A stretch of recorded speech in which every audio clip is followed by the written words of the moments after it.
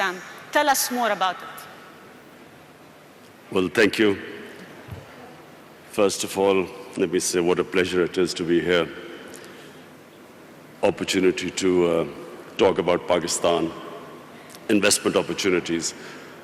But Naya Pakistan is actually the Pakistan it was meant to be. Pakistan was the only state, well, one of the two states made in the name of an ideology which was Islam. So when we talk about Naya Pakistan, it is going back to the vision of the founding fathers of Pakistan.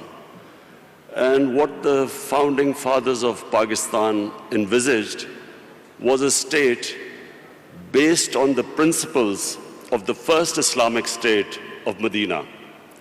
And those principles were justice, meritocracy, a welfare state where the state took responsibility for the weaker section of the society, and above all, state to educate its people. So these were the principles which, very lofty principles, why Pakistan came into being. So when we talk about Naya Pakistan, it means going back to the principles of what the founding fathers stood for.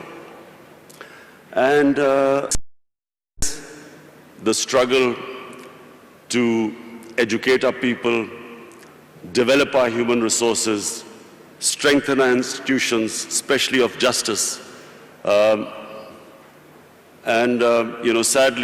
Sadly for us, some of those principles are more visible in, say, the Scandinavian republics, say in Switzerland, say in New Zealand, than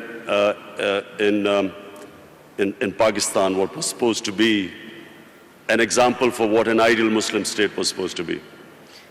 You've mentioned so many important points that I'm going to go back to one by one. So working on human capital, fighting corruption, empowering the economy. Walk us through the economic agenda of your government now. Well, you know, we have been in power for 60 days. We have inherited two big deficits: fiscal deficit, current account deficit. And so the immediate concern for our government is to increase our exports. We need to increase our exports because we have shortage of foreign reserves because of our current account deficit. We need to get more remittances through the banking channels because there are about 8 to 9 million Pakistanis who work abroad, who are living abroad. So we need to bolster our foreign exchange reserves, immediate improvement in exports, giving incentives to the exporters, getting Pakistanis to send remittances through the banking channels, because then we would have enough dollars. At the same time, clamping down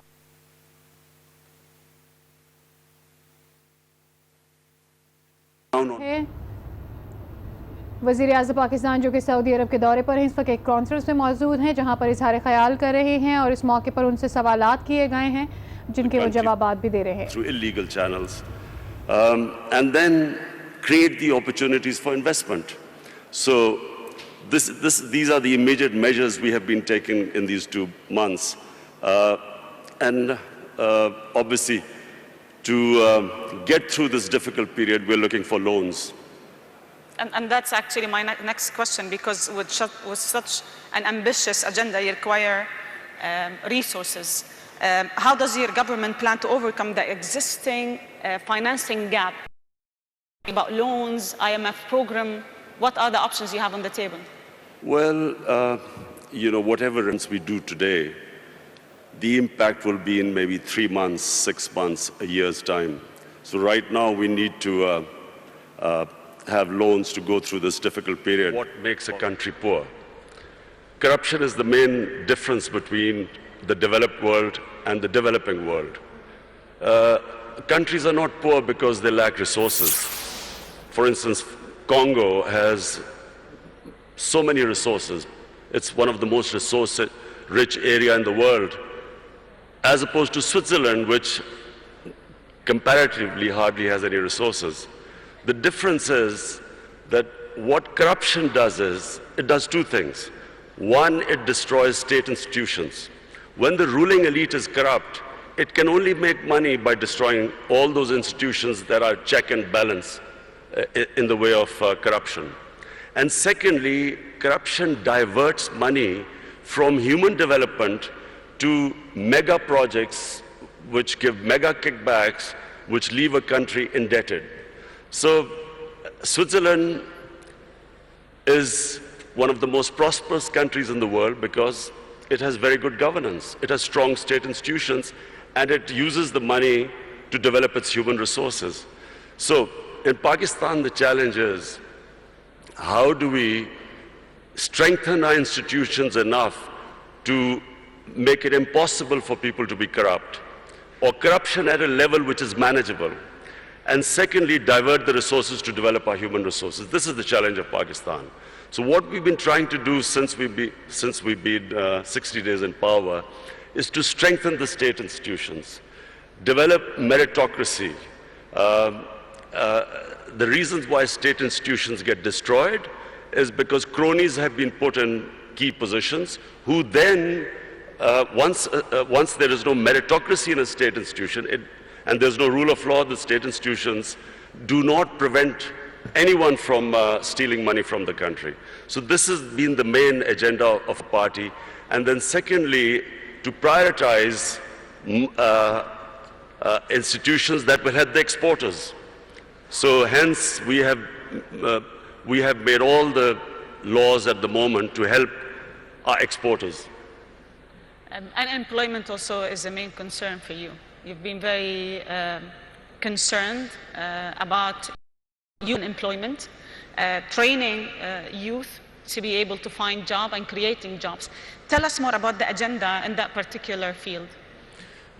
Pakistan has 100 million people below the age of 35. Yes. Now, in one way, that's a huge opportunity. But secondly, it is a big pressure on the government to find employment for this young population. We have embarked on a very ambitious program. Pakistan has 10 million shortage of houses. So we have embarked on this program that in the first 5 years, we will build 5 million houses. And so hence creating all the conditions, removing all the red tape that comes into the housing sector. Also, of course, trying to attract foreign investment for this housing.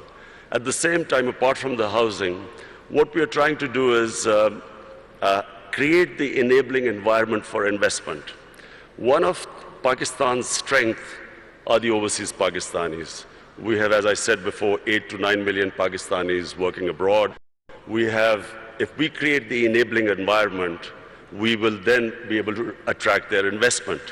If you see the growth of China and India, one of the biggest, the first people who invested were the overseas Indians and overseas Chinese who came back.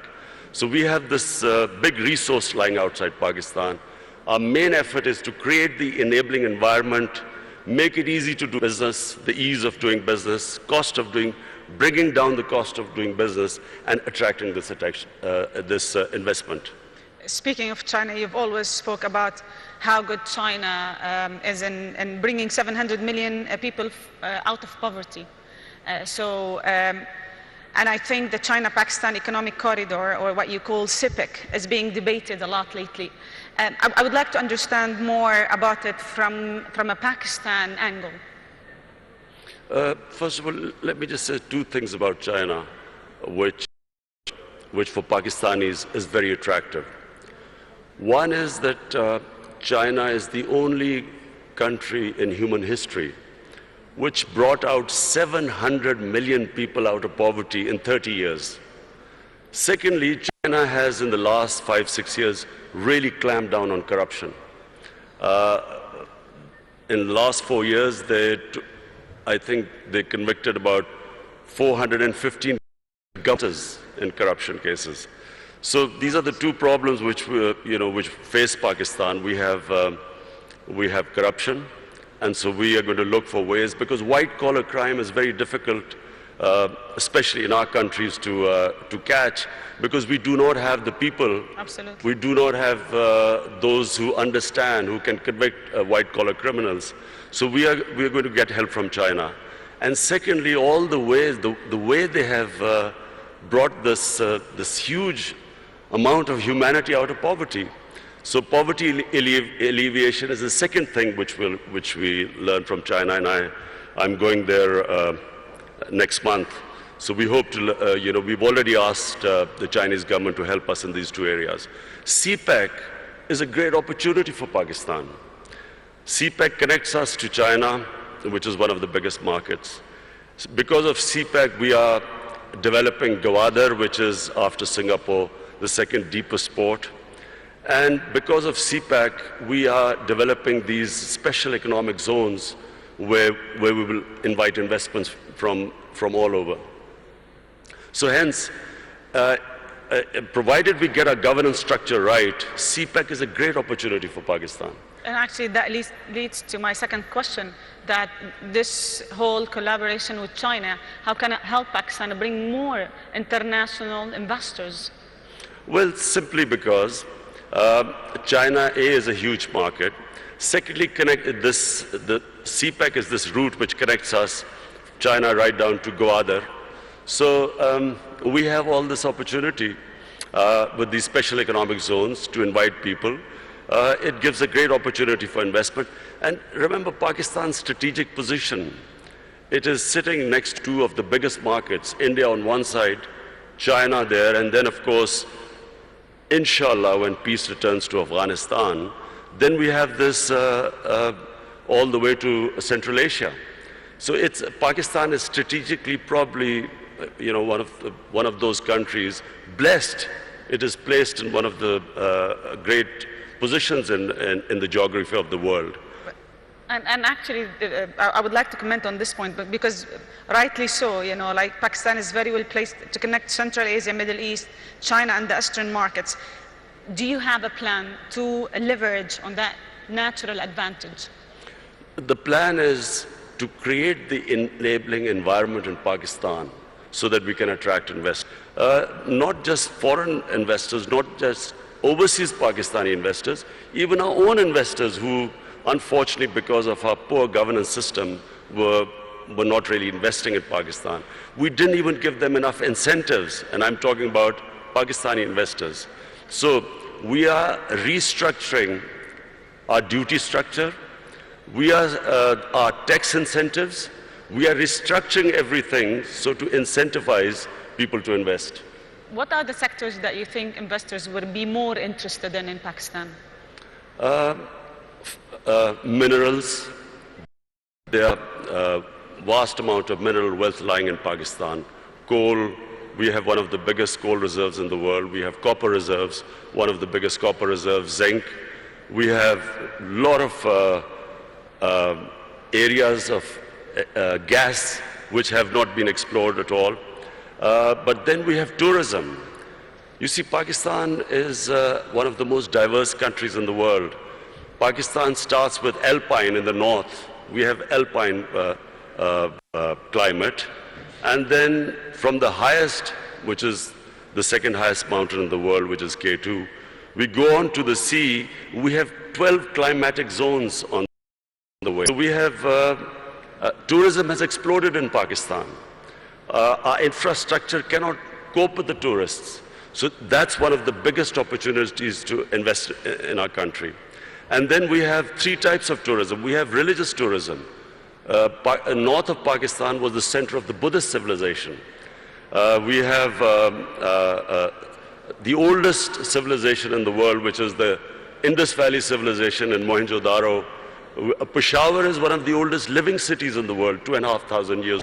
Lahore also one of the ancient cities. So Pakistan is a diverse country. It's unfortunately because of the war on terror, last 13, 14 years we had this turmoil where tourism disappeared. But in the last 2 years we have all records of tourism have been broken in our country. So that's a great area to invest. So you've mentioned 2 points, tourism and energy. You've spoken enough about tourism and what should happen and how the investment should be.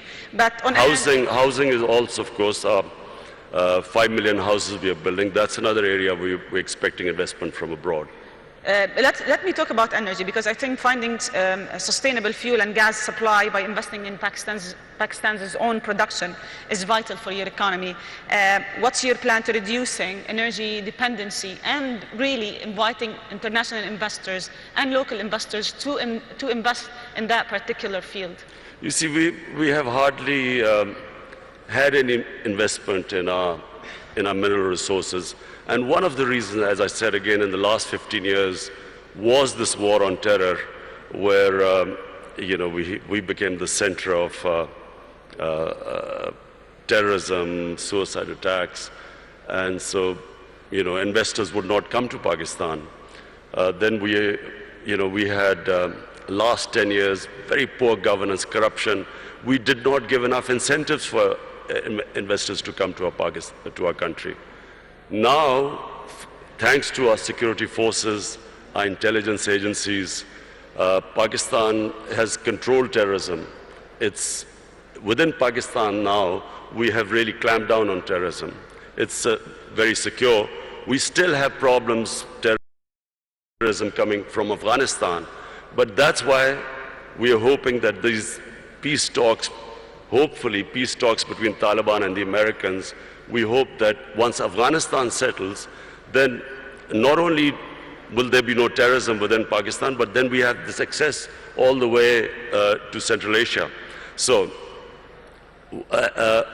we did not have investment coming into gas, into other minerals, because we had turmoil in our country. Now with peace and stability, we have people coming in. We have some of the big giants in the energy sector now showing interest. In fact, in December, I think Exxon is coming in Pakistan. They're coming back to Pakistan. And also we want to give incentives for the people in the investors in the energy sector to come and invest in our country. Your Excellency, from here, from the FII, what message do you want to give the world about Pakistan? Best that Pakistan is a country with great potential. In the 60s, Pakistan was growing faster than almost any country in Asia, and that's because we had the best governance system. We unfortunately, in 80s, we ended up in what was the Afghan Jihad. We then had remnants of the Afghan Jihad throughout the 90s. 9/11, post 9/11, we suffered from terrorism. And then our governance system also, unfortunately, did not enable us to attract investment. Now, Pakistan, in my opinion, is ready. I repeat, the biggest resource in Pakistan are the 100 million Pakistanis below the age of 35. It's a huge potential in the country. We have a diverse, mineral-rich country, one of the most fertile lands in the Indus Valley Basin. So today, the country stands where it is probably right now is the best time for investors to come to our country. Thank you very much. I'm going to open the floor now for some questions. We've got around 10 minutes. So if you have any questions, please just mention your name and your institution. We've got some mics.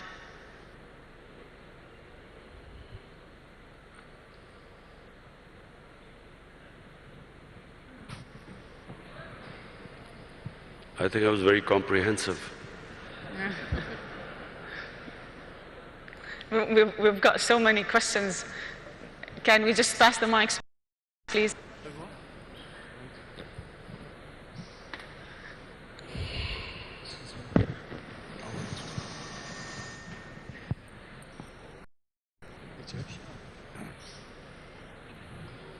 Bismillah ar-Rahman ar-Rahim. Your Excellency, welcome to Saudi Arabia. Okay, welcome. Saudi Arabia businessmen are really very much looking at investment opportunities in Pakistan. We have a lack of information. I think we need to strengthen the economic section of the Pakistani embassy in Saudi Arabia so that Saudi businessmen have full information. We believe, from our experience with the expertise of Pakistanis working in Saudi Arabia, who really shared with us our experience of development, they really show a potential to build a great country in Pakistan, like helps to build a great country in Saudi Arabia.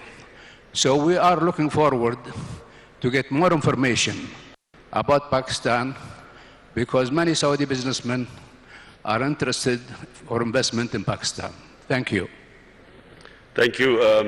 I have spoken to His Highness Prince Salman, and he is already organizing businessmen from Saudi Arabia to come to Pakistan to invest. So we look forward.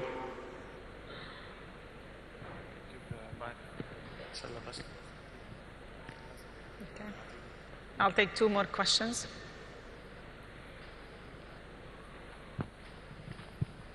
Okay. Hi Imran, I'm Bikram from Tech Mahindra. Very inspirational talk. You did mention about 100 million people below the age of 30. And you mentioned about minerals and oil and gas. Don't you think information technology also could be an avenue for Pakistan? Yes, Vikram, information technology could be one area where we could not only improve our exports, but also provide employment to our young people. Unfortunately, we did not concentrate like India did in information technology. We've left a bit behind, but now we are concentrating, organizing our IT sector so we can develop it. Yes.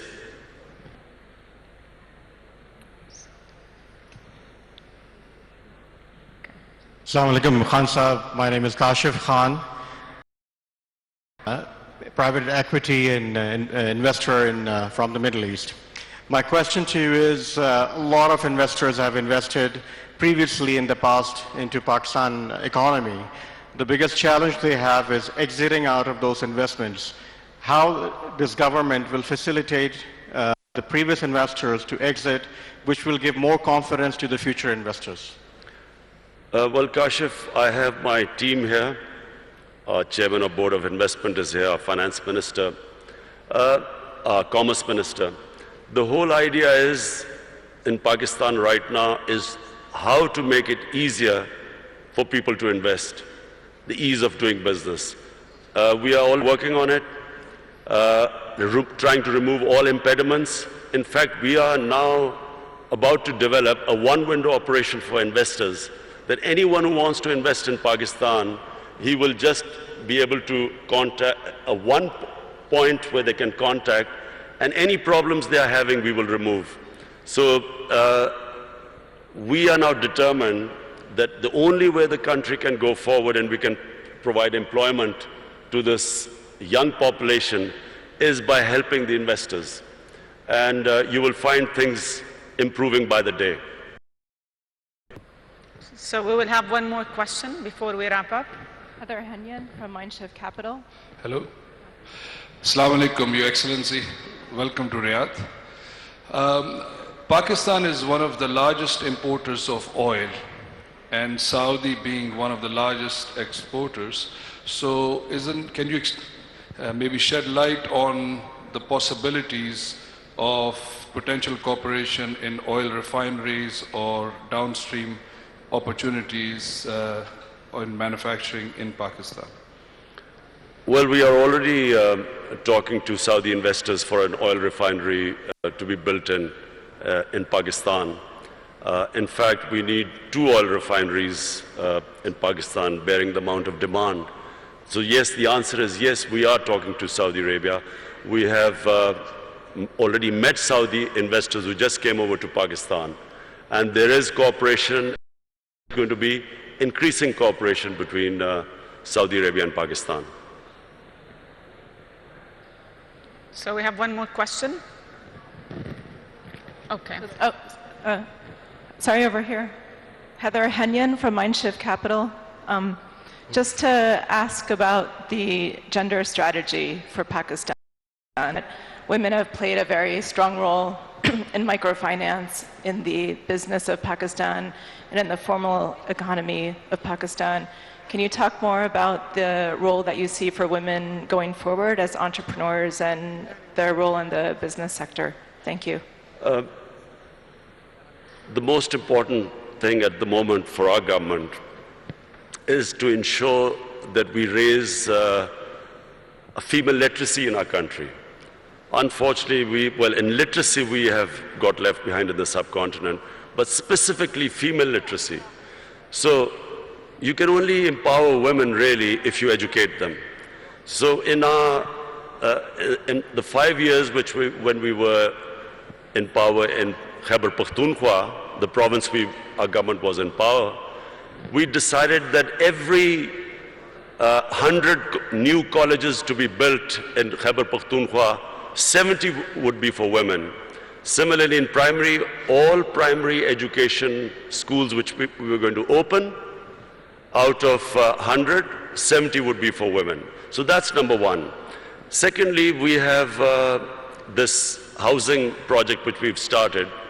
We are at the bottom tier, we are doing for the poorest of the poor. This is affordable housing. And for the poorest of the poor, we are introducing microfinance. And there also we are involving women because we find that they are always in microfinance, they always pay back the loans much better than the ratio which men pay back. But apart from that, we're trying to do something which sadly hasn't happened in Pakistan. Women do not get their inheritance rights, which is mentioned in the Sharia. In Pakistan, in rural areas, women don't get their rights. So also financially empower them by ensuring that they get their inheritance rights. So, we've got another question, please. Mr. President, this has been Hindi from Dubai, UAE. You have a great neighbor next to you, which is India, and they have great potentials to be a great partners with you. What is your efforts to let go all the past history and become one big nation, collaborating with each other in different fields and businesses? Thank you. Well, I'll answer my final question. Look, one thing Pakistan needs more than any other country right now is peace and stability. The last decade or more, specifically after 9/11, has been of the greatest turmoil to our country. A war which Pakistan had nothing to do with. Pakistan ended up losing almost 80,000 Pakistanis dead. Our tribal areas devastated by the war. Half of the population in the tribal areas internally displaced. Over $100 billion lost to the economy. And one of the reasons why we are at this stage where I'm talking about the two biggest deficits, fiscal and current account deficit, is because of this instability and the war, where investment just dried up at Pakistan. So what we need is stability. Now, stability means peace with all its neighbors. We have peace with India, we have peace with Iran, peace with China and Iran. Our problems are right now with Afghanistan and with India. Now, when I won the elections and came to power, the first thing I tried to do was to extend a hand of peace to India. Unfortunately, and I think it's because of the Indian election coming up, and because, sadly, anti-Pakistan rhetoric brings in votes, I'm afraid we got no response from India. In fact, got rebuffed by India. Now, what we are hoping is that we'll wait till the elections, then again we will have peace talks with India. Peace with India is important not just for Pakistan, but for India as well. all the money that should be diverted to our human resources ends up being diverted to non-productive arms race. And secondly, peace with Afghanistan, peace in Afghanistan. It's critical for Pakistan because at the moment, the low amount of terrorism coming into Pakistan is from Afghanistan. And so it's for us, for Pakistan, it's extremely important that we have peace with both the neighbors. And I can tell you, my government will be trying its best. We are all in Pakistan, there is a consensus amongst all stakeholders that what this country right now needs peace and stability. And only peace and stability will allow us to bring in investment to most of all, to alleviate poverty, give employment to our young population. So we will wrap it here. Thank you very much for joining us, and thank you for sharing with us all this. The Prime Minister of Pakistan, thank you. وزیر اعظم عمران خان سعودی عرب میں سرمایہ conference سے جو ہے وہ خطاب کر رہے تھے اور کہتے ہیں کہ حکومت کو معاشی مشکلات کا سامنا ہے، ملک میں سرمایہ کاری کے مواقع پیدا کریں گے، ترقی یافتہ اور ترقی پذیر ممالک کے درمیان ہمیں فرق ختم کرنا ہوگا۔ نئے پاکستان کا مطلب بانی پاکستان کا ویژن ہے، نئے پاکستان کا مطلب قائد اعظم کے افکار پر عمل پیرا ہونا ہے۔ انہوں نے کہا کہ پاکستان اسلام کے نام پر وجود میں آیا تھا اور ہم جو ہے وہ پاکستان کو مدینہ جیسی ریاست بنانا چاہتے ہیں۔ برآمدات بڑھانا اس حکومت کی اولین ترجیح ہے اور ہماری حکومت کو معاشی مشکلات کا سامنا ہے، ملک میں سرمایہ کاری کے وسیع مواقع ہم پیدا کر رہے ہیں، عالمی سرمایہ کار پاکستان میں سرمایہ کاری کریں اور کرپٹ حکمران جو ہے وہی ملک کی ترقی کو جو ہے وہ نہیں آگے جانے دیتے۔ ان کا کہنا تھا کہ کرپشن کا سدباب کیا جا سکتا ہے اور اپنے دور حکومت میں وہ اداروں کو مستحکم کریں گے۔ قرضوں کے لیے وہ IMF سے بات کر رہے ہیں، دوست ممالک سے بات کر رہے ہیں۔ پاکستان کو اس وقت شدید مالی خسارے کا سامنا ہے۔ بالکل، عمران خان جو کہ سعودی عرب کے دورے پر موجود ہیں اور ان سے اس اہم ترین کانفرنس میں چند اہم ترین سوالات پوچھے گئے جن کے جواب بھی انہوں نے دیے۔ ہیں انویسٹرز کی جو کہ اس تقریب میں موجود ہیں ان کے بھی سوالات کے جواب دیے۔ ہمارے ساتھ اینکر پرسن آج نیوز موجود ہیں آسمہ شرازی، ان سے بھی اس پر بات کریں گے۔ آسمہ، بہت ہی تمام تر جو سوالات کیے گئے ان میں بہت سارے چیلنجز ہیں اور بہت ساری ریزرویشنز ہیں جن کا اظہار کیا گیا، خاص طور پہ وہ تمام لوگ جو کہ انویسٹ کرنا چاہتے ہیں لیکن ان کو پتہ نہیں ہے کہ انویسٹ کہاں کرنا ہے اور اس کو وہاں سے نکالنا کیسے ہے جب وہ واپس جانا چاہتے ہیں، جن کے بڑے کلیئر جواب دیے ہیں عمران خان نے آج کی اس کانفرنس پہ۔ دیکھیے، ظاہر ہے کہ امپورٹنٹ کانفرنس ہے اور پرائم منسٹر گئے بھی سرمایہ کاری کے اوپر ہیں اور سرمایہ کاری پاکستان کو چاہیے اس وقت بہت زیادہ۔ ہم جس طرح کی فائنینشیل کرنچ سے گزر رہے ہیں، ہمیں بالکل یہ چاہیے کہ ہمیں جتنا دنیا کی طرف سے سپورٹ مل سکے اتنا زیادہ اچھا ہوگا۔ تو ظاہر ہے کہ انہوں نے کچھ آسان شرائط کی بتائی ہے، بات کی ہے کہ ہم آپ کو بہت اچھے طریقے سے کریں گے اور یہی پاکستان آفر کر سکتا ہے۔ اس کے علاوہ البتہ کچھ جو ابہام ہے وہ یہ ہے کہ سرمایہ کاری اگر پاکستان میں ملے گی، جیسے آئل ریفائنریز کی بات ہو رہی ہے، تو وہ کہاں لگائی جائے گی؟ اس سے پہلے جو خبریں آئی تھیں وہ یہ تھیں کہ آئل جو ہے وہ سعودی عرب نے کہا ہے کہ گوادر میں لگائی جائے گی۔ اب گوادر جو ہے اس کی بڑی ایک اسٹریٹجک قسم کی پوزیشن ہے اور اگر وہ وہاں لگائی جاتی ہے تو کیا صوبے سے اس کی پرمیشن لی جائے گی، صوبے کی اتھارٹیز کو بتایا جائے گا اور اس کے بعد پھر جو ایران کے بارڈر کے اوپر اگر سعودی انویسٹمنٹ ہوتی ہے تو اس کے اوپر بڑی پاکستان کے اندر بات چیت ہو رہی ہے اور بہت اس کے اوپر سوال اٹھائے جا رہے ہیں کہ آیا یہ مناسب ہوگا کہ نہیں۔ لیکن فائنلی پاکستان کو اپنے جو مفادات ہیں اس کے پیش نظر فیصلے کرنے ہیں اور ظاہر ہے کہ اس وقت پاکستان کو اشد ضرورت ہے $30 بلین کی اور یہ $30 بلین ہمیں انجیکشن لگائیں گے کہ ہماری اکانومی جو کہ اس وقت بالکل شکست خوردہ ہو چکی ہے اس کو سہارا ملے۔ تو سعودی عرب اس میں سے ایک ملک ہے، اسی طرح UAE ہے، چائنا ہے، پاکستان IMF کے پاس بھی جا چکا ہے اور $8 سے $10 ارب جو ہیں وہ ہم IMF سے بھی ایکسپیکٹ کر رہے ہیں۔ تو اس حساب سے دیکھا جائے تو پھر پاکستان کو تمام اپنے جو آپشنز ہیں، بلکہ کل تو یہ بھی خبر آئی تھی کہ ٹرکی اور جو سینٹرل ایشین اسٹیٹس ہیں ان کے پاس بھی پاکستان جائے گا۔ تو اگر ایسا ہے تو ایک بڑا پیکج بن جاتا ہے جو کہ ایک ریلیف پیکج ہے اور ظاہر ہے کہ اس وقت پاکستان کو اس کی بہت ضرورت ہے۔ لیکن آسمہ، آج ہم نے دیکھا کہ وزیر اعظم نے پاکستانی معیشت کا جو خصوصی طور پر ذکر کیا، کہا کہ اس وقت شدید بحران کا شکار ہے۔ جیسے کہ IMF کا انہوں نے خصوصی طور پر ذکر کیا, آپ نے بھی بتایا. حالیہ جو دورہ سعودی عرب ہے اس کے بارے میں بہت سی باتیں سامنے آ رہی ہیں کہ سعودی عرب سے بھی کہا جائے گا کہ وہ قرضہ دے. آپ کو لگتا ہے اس میں کامیابی ملے گی؟ دیکھیے, پاکستان اگر سعودی عرب کے پاس گیا ہے تو ظاہر ہے کہ کچھ سوچ کے گیا ہے. آپ کو پتا ہے کہ یہ جو کانفرنس ہو رہی ہے اس میں بہت سارے لوگوں نے پل آؤٹ کیا ہے خود کو. مثلا امریکہ نے پل آؤٹ کیا ہے اس کے اندر سے. آپ نے دیکھا کہ فرانس نے پل آؤٹ کیا ہے, بہت سارے یورپین ممالک نے پل آؤٹ کیا ہے, جو کہ ان کے سعودی صحافی جو خشکی صاحب تھے ان کی مرڈر کے بعد جو کہ ترکی میں استنبول میں ہوا. سو پاکستان گیا اس کے اندر.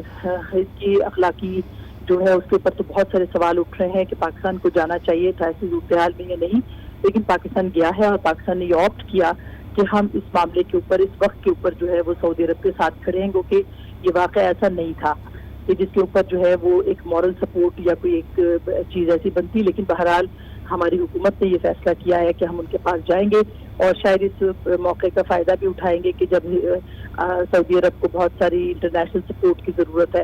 اور اب سے تھوڑی دیر کے بعد آپ کو معلوم ہے کہ جو ترک صدر ہیں وہ بھی جو وضاحتیں ہوں گی اور جو کچھ قونصل خانے میں ہوا اس سب کی ڈیٹیلز بھی بتا دیں گے. ایک اور جو واویلا ہے پوری دنیا کے اندر اگینسٹ سعودی عربیہ وہ ضرور شروع ہوگا. کیا پاکستان یہ اس بات کا بھی متحمل ہو سکتا ہے کہ وہ اس پوری صورتحال کے اندر سعودی عرب کے ساتھ کھڑا رہے, جبکہ ایک انتہائی بہیمانہ قتل تھا اور اس کے اوپر انسانی حقوق کے اوپر بہت سارے سوالات جو ہیں وہ اٹھائے گئے ہیں.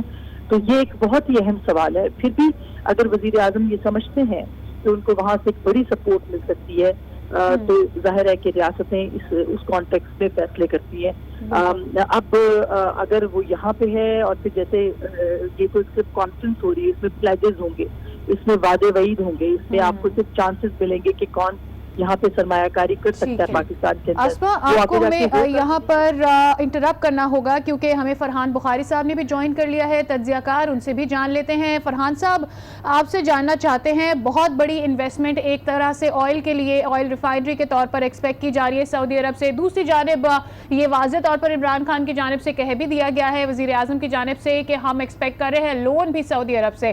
بیسٹسٹ آپشن کیا دے سکتا ہے سعودی عرب پاکستان کو؟ جی بہت شکریہ. دیکھیے, توقعات 2-3 مہینے سے چل رہی ہیں, وہ آج کی بات تھوڑی ہے. آج وزیر اعظم نے کہہ دیا تو ٹھیک ہے, لیکن ان سے پہلے بھی کئی لوگوں نے نہیں توقعات کا اظہار کیا. لیکن آپ کو جیسے یاد ہوگا کہ ابھی حال ہی میں ایک سعودی سرمایہ کاروں کا ڈیلیگیشن آیا تھا اور بیک گراؤنڈ پہ ان کی آمد کے بعد یہاں پہ سینئر سرکاری افسران نے یہ بھی کہا تھا کہ چند دن بعد سعودی وزیر خزانہ اور کہ ولی عہد شہزادہ محمد بن سلمان بھی تشریف لائیں گے, لیکن ایسا نہیں ہوا. لگتا یہی ہے کہ یہ معاملہ کہیں اٹکا ہوا ہے اور خبریں یہ ہیں کہ سعودی عرب کی جو شرائط ہیں وہ پاکستان نے ابھی تک تسلیم نہیں کی. وہ کچھ مانگ رہا ہے, پاکستان وہ دینے سے قاصر ہے. عام قیاس رائے یہی ہے کہ وہ پاکستان کی حمایت چاہتا ہے, فوجی حمایت چاہتا ہے یمن کی جنگ کے حوالے سے, جو کہ پاکستان نے صحیح فیصلہ کیا ہے اپنے قومی مفاد کو سامنے رکھتے ہوئے کہ پاکستان خود اپنے اندرونی یعنی سیکیورٹی چیلنجز سے کو ٹیکل کر رہا ہے. تو پاکستان جا کے کسی کی جنگ میں کیوں شامل ہو جائے, اور پھر جنگیں اس طرح کرائے کہ فوجیوں پہ تھوڑی لڑی جاتی ہیں. جنگیں تو جس طرح پاکستانی فوج نے اپنے ملک میں لڑی ہے اور کامیابی حاصل کی ہے, اور آج جو سیکیورٹی کی صورتحال ہے وہ آج سے 5 سال پہلے سے بہت بہتر ہے. اسی طرح سعودی عرب کو بھی سبق سیکھنا چاہیے اور اپنی جنگ خود لڑنی. اس طرح نہیں ہوتا, کوئی کسی کے فوج کے بلبوتے پہ اپنی جنگ نہیں لڑتا اور نہ جیتتا ہے, ایسا نہیں ہوتا. تو یہ معاملہ ابھی تک کہنا قبل از وقت ہے کہ اس میں سے کیا نکلے گا. اور کیا آپ یہ کہہ رہے ہیں کہ قبل از وقت ہے کہ اس دورے میں اور اس کانفرنس میں شرکت کا جو حاصل حصول ہے وہ کیا ہوگا. اس وقت اینکر پرسن منیزہ جہانگیر بھی ہمیں جوائن کر چکی ہیں. منیزہ, اب ذرا آپ کی طرف آؤں گا, یہ بتائیے گا, عمران خان نے بہت زور دیا ہے کہ پاکستان میں سرمایہ کاری کی جائے. ان سے ایک صحافی نے سوال بھی یہ کیا کہ جو پہلے سے انویسٹرز موجود ہیں ان کا کیا ہوگا, ان کو کس طریقے سے سہولیات دی جائیں گی, کیونکہ اگر پاکستان کی بات کی جائے تو پاکستان کا ہمیشہ سے یہ ڈائلیما رہا ہے کہ کوئی بھی نئی حکومت آتی ہے تو خدشات پیدا ہو جاتے ہیں عالمی سرمایہ کاروں کو کہ اب ان کی کیا پالیسی ہوگی. ہماری یہاں 20 سال 25 سال پر مبنی پالیسیز نہیں بنائی جاتی. جی بالکل, ایک یہ سوال بھی کیا گیا, اور اگر آپ نے دیکھا تو ہندوستان کے حوالے سے بھی ایک سوال کیا گیا جس کے اوپر وزیر اعظم نے ایک اچھا مثبت جواب دیا. اور یہ ان سے پوچھا گیا اور یہ بار بار پاکستان سے پوچھا جاتا ہے کہ اگر آپ چاہتے ہیں معاشی ترقی چاہتے ہیں تو پھر آپ ٹریڈ کیوں نہیں کرتے اپنے نیبرز کے ساتھ. اور یہ ہم جہاں بھی جاتے ہیں کسی بھی اکنامک فورم کے اوپر جاتے ہیں تو ہم سے یہ سوال کیا جاتا ہے. اس کے لیے شرائط یہ ہے کہ یہاں پہ ہمارے اچھے دوستانہ ماحول ہم کریٹ کریں اور دوسری یہاں پہ امن ہو. میرا خیال ہے کہ وزیر اعظم عمران خان نے کوشش کی کہ ہندوستان کے ساتھ ایک دو دریا جو ہے آتے ہی انہوں نے اپنایا, ایک خط بھی لکھا, بلکہ آؤٹ آف دا وے جا کے انہوں نے مودی سرکار کی طرف ہاتھ بڑھایا, مگر اس ہاتھ کو پھر سے جھٹک دیا گیا. تو یہ بھی سوال جو آیا تھا یہ ایک انٹرنیشنل فورم پہ آیا تھا, جو بار بار انٹرنیشنل فورم ہمارے سے کہ جی اگر آپ نے معاشی ترقی کرنی ہے تو پھر آپ کو اپنے نیبرز کے ساتھ ٹریڈ کرنی ہوگی. ایک اس پر بات. دوسری یہ ہے کہ انویسٹر کانفیڈنس کسی بھی ترقی کے لیے کسی بھی ملک کے لیے بہت ضروری ہوتا ہے. ہم نے کیا دیکھا ہے کہ نیب کے ذریعے آپ نے دیکھا ہوگا کہ ابھی پچھلے ہی دنوں ایک جو یہاں پہ کنسٹرکشن کمپنی یونین ہے انہوں نے مطالبہ کیا وزیر اعظم سے اور حکومتی اداروں سے کہ جی ہمیں نیب جو ہے وہ پولیٹیکلی وکٹمائز کر رہا ہے اور ان نیب کو یہ تعین کرنا چاہیے کہ کس کے خلاف کرمنل پروسیڈنگز ہو رہی ہیں اور کس کا جو ہے آڈٹ کھل گیا ہے. ہمیں کرمنلز کی طرح نہ ٹریٹ کیا جائے کیونکہ اس سے انویسٹر کانفیڈنس کم ہوتا ہے. تو ہم نے یہ دیکھا ہے کہ چاہے وہ بیوروکریسی ہو, چاہے وہ سرمایہ کار ہو, چاہے انڈسٹریلسٹ ہو, وہ یہ سمجھتے ہیں کہ انویسٹر کانفیڈنس کے لیے آپ کو وہ ماحول چاہیے ہوتا ہے. اور اگر یہ ماحول بن جائے کہ بلا وجہ نیب جو ہے وہ سرمایہ کاروں کو تنگ کرتی ہے یا اپنی کسی مقاصد کے لیے سیاسی مقاصد کے لیے ان کو ایک طریقے سے وکٹمائز کرتی ہے تو پھر اس کے لیے بہت برا ہو سکتا ہے. آپ یہ کہہ رہی ہیں کہ جب آپ سرمایہ کار کو انوائٹ کرتے ہیں تو پھر آپ انہیں سیکیورٹی بھی پرووائڈ کرتے ہیں. اسی سوال کو آگے بڑھائیں گے. آسما ہمارے ساتھ موجود ہیں. آسما, یہ سوال آج کی کانفرنس میں بھی پوچھا گیا تھا, ریزرویشن شو کی گئی تھی کہ انویسٹر تو آ جائے گا, انویسٹ لوگ پہلے بھی کرتے ہیں لیکن انہیں وہاں قائم بھی تو رہنا ہے. حکومت بدلے گی, پالیسی بدلے گی, سچویشن بدلے گی اور سرمایہ ان لوگوں کے لیے جنہوں نے لگایا ہے پاکستان میں وہ کم ہو جاتا ہے. ایسا پاسٹ میں بھی ہوا ہے. کیا یہ موجودہ حکومت تمام تر چیلنجز کے ساتھ اس کو ہینڈل کرنے کے لیے کچھ طاقت رکھتی ہے؟ آپ پاسٹ کو دیکھ کر اگر اس پر بات کریں تو کیا کہیں گے؟ دیکھیے سعدیہ, کچھ بڑے فیکٹس ہیں خاص کر کے جو انویسٹمنٹ پاکستان کے حوالے سے ہوئی ہے, ہوتی رہی ہے اس کے بارے میں. لیکن ایک بڑا فیکٹ یہ ہے کہ جب پی ایم ایل این کی گورنمنٹ آئی تھی 2013 کے اندر تو اس کو بھی اسی طرح کے کچھ, یہ تو سرمایہ کاری کی بات ہو رہی ہے لیکن $1.5 بلین اگر آپ کو یاد ہو تو ہمارے بینکوں کے اندر رکھوائے گئے تھے تاکہ ہمارا جو ڈالر ہے اس کی قیمت کو جو ہے وہ مستحکم رکھا جا سکے. بعد میں آپ کو معلوم ہے اس کے اوپر بڑے سوال اٹھائے جاتے رہے کہ یہ کس بنیاد کے اوپر اور کس شرط کے اوپر جو ہے وہ اچانک ہمارے بینکوں کے اندر آئے ہیں یا جو P M L N government ہے اس نے لیے ہیں. جب وہ بہت ساری باتیں یہ بھی ہوئی اس بارے میں کہ پھر اس میں پاکستان کا کس قسم کا تعاون چاہیے تھا جو پاکستان نہیں دے سکتا تھا. تو ابھی بھی آپ کو یاد ہوگا کہ وزیر اطلاعات نے, جو میں نے ان کو انٹرویو کیا پچھلے ہفتے, اس میں انہوں نے یہ بات بہت بیان پاکستان کے جو دوست ممالک ہیں یو اے ای اور سعودی عرب, جو عرب ممالک ہیں, وہ پاکستان سے کچھ ایسی شرائط رکھوا رہے ہیں جو کہ پاکستان اس پہ عمل درآمد نہیں کر سکتا. تو یہ ایسی بات تھی جو کہ بہت امپورٹنٹ ہے. کیا وہ شرائط بھی ایسی عائد کریں گے یا یہ غیر مشروط ہوگا؟ پہلا سوال تو یہ بنتا ہے. دوسرا سوال یہ ہے کہ آپ کو ظاہر ہے کہ انویسٹمنٹ کی ضرورت ہے تو آپ صرف اور صرف یو اے ای اور سعودی عرب کے اوپر کیوں ریلائی کر رہے ہیں؟ آپ کو چین نے بھی بہت اچھی آفرز دی ہیں آسان شرائط کے اوپر, لانگ ٹرم بنیادوں کے اوپر. ہم اس کے اوپر بعد میں وزیر اعظم ابھی 4 کو جا رہے ہیں چائنا, اس کے اوپر وہ ضرور بات کریں گے. لیکن وہ فرسٹ آپشن کیوں نہیں بن سکا ابھی تک, یہ ایک بہت بڑا سوال ہے. اور پھر اسی طریقے سے پھر بیچ میں یہ آیا تھا کہ سی پیک جو ہے اس کے اندر بھی ایکسٹینشن ہوگی اور سعودی عرب انوالو ہوگا, جس کے اوپر جو ہے وہ سعودی عرب کے چائنا کے بہت سارے ریزرویشن تھے. تو ہم کس ڈائریکشن میں جانا چاہتے ہیں؟ حال ہی میں قطر یہاں پہ آیا تھا اور قطر جو ہے اس نے بھی پاکستان کو جو ہے وہ اچھی خاصی بڑی آفر کی ہے. تو وہ